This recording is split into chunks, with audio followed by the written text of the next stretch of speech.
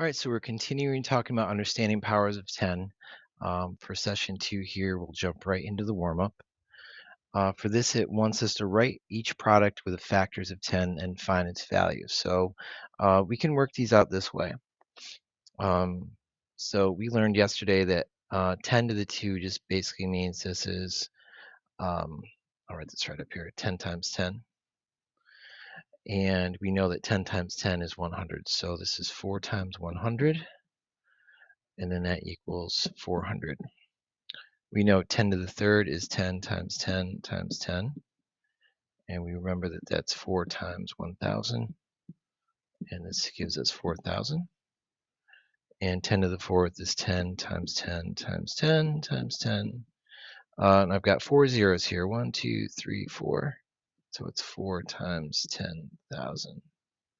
And that gives us 40,000. Okay.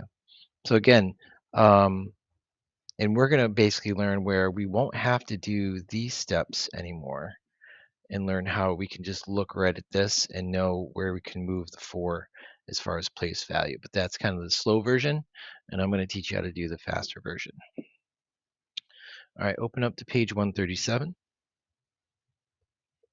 And for here, we're going to be learning like how we can move, how the patterns in the placement of decimal point each time you multiply or divide by 10.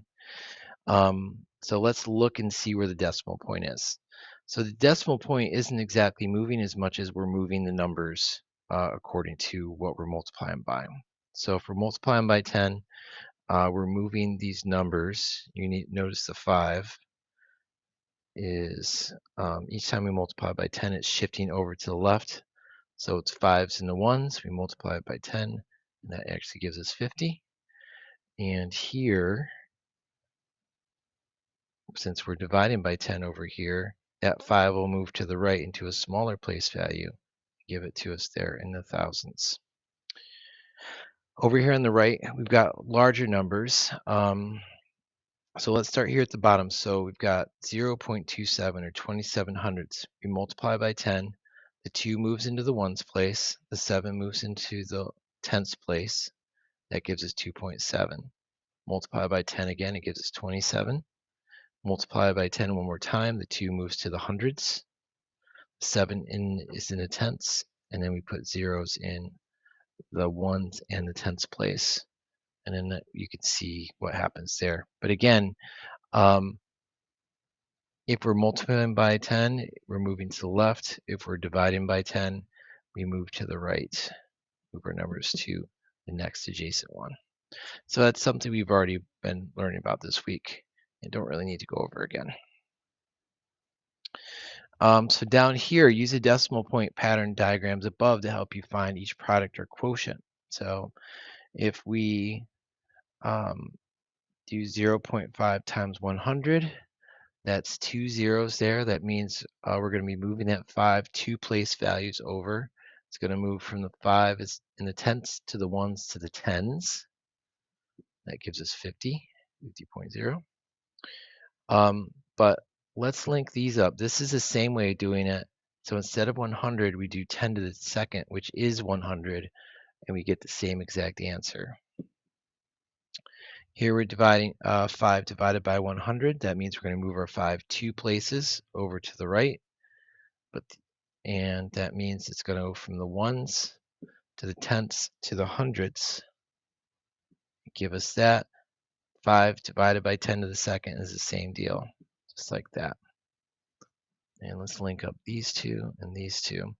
We have 27 hundredths times 1,000. That means we're going to move all of our numbers 3 place values to the left. That's going to give us 270.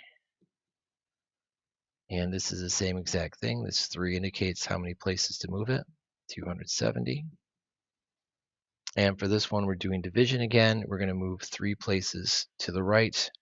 Our 2,700 is going to become 2.7 for both of these. So again, just want to show you that these can be represented the same way with an exponent or a base 10 number, like a 100 or a 10 to the second.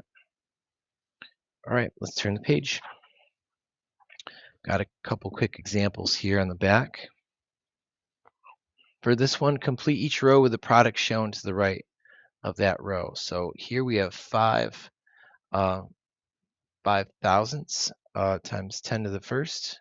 That means we're going to be moving that one place value to the left, and that's going to be here. And this gives us 0.05. This is 5 thousandths 10 to the second. That means we're going to move the 5 2 place values. We're going to go 1, 2, and that's going to put us in the ones. That's 0.5.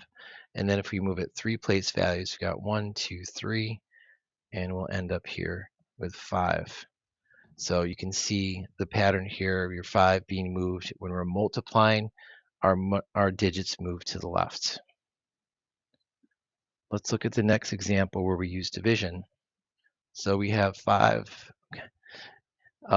here. We're going to take the 5, we're going to divide by 1. That gives us 5/10.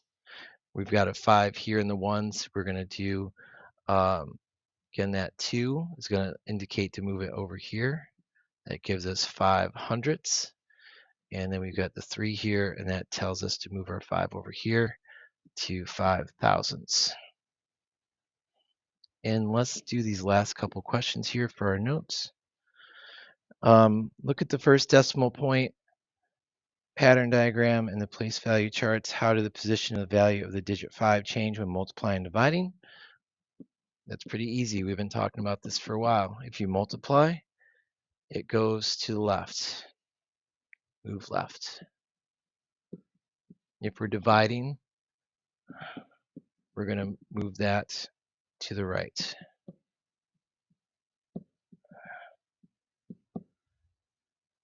And this last one,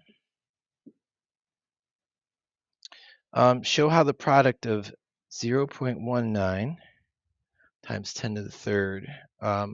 So 10 to the third, I know that this is 10 times 10 times 10, which equals 1,000. But if you take your 0.19 and we multiply it by 10 to the third, we know if we're multiplying, we're moving these digits 3 places to the left. My 1, in fact, let's do this. Let's do this. This is going to help us out too. Let's see. Give me an extra one here. So this gives me tenths. All right, perfect. Let's do this right here. So we've got 0.19. This 3 says we got to move this 1 in the tenths place, 3 places. I go 1, 2, 3. That's ones right there. Move the 9 3 places, and then we put a 0 here because we can't just have nothing. And then our answer is 190. So this is hundreds, tens, ones, tenths, and hundreds, by the way. Okay. So let's look at this. You're going to do E5, work to 100%, no house points for that one. What we're going to do is we're just going to go to 100 since it's a fairly simple one for today.